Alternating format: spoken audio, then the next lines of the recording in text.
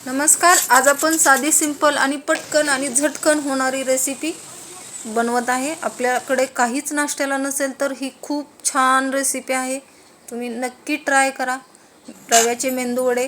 Gas चालू करून एक कढई ठेवायची, त्यामध्ये तेल घालायचे. तेल गरम झाल्यानंतर जिरे, हिरवी मिरची, चिली फ्लेक्स, मीठ, कोथिंबीर घालून घ्यायची. 1.5 वाटी पाणी घालायचे. चवीनुसार मीठ घालायचे. मीठ घातल्यानंतर उकळी आली की कोथिंबीर घालून घ्यायची. कोथिंबीर घातल्यानंतर 1 वाटी रवा घालायचा आहे. रवा चांगला मिक्स करून घ्यायचा आहे. जोपर्यंत त्यातलं पाणी आटत नाही तोपर्यंत कंटिन्यू त्याला हलवत राहायचं. आता आपला रवा घट्ट होत आला आहे. त्याला एका प्लेटमध्ये काढून घ्यायचा आहे. प्लेटमध्ये काढल्यानंतर मळून घ्यायचं आहे. ते हळूवार गरम असतं त्याच्यामुळं हळूहळू मळून घ्यायचं. एक गोळा घ्यायचा, त्याला गोलाकार द्यायचा. आता मस्त असा आपला वडा तयार आहे. तुम्ही बघू शकता. त्याला बोटाने एक छिद्र पाडायचं. एक कढई ठेवायची गॅसवरती.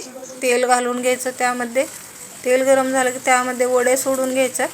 फुल फ्लेमवरती वडे तळून घ्यायचे, म्हणजे कुरकुरीत होतात.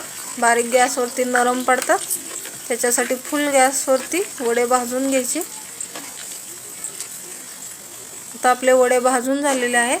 तुम्ही बघू शकता किती छान कलर आलेला आहे. त्याला कुरकुरीत झालेले आहेत. एकदम खायला मस्त लागतात.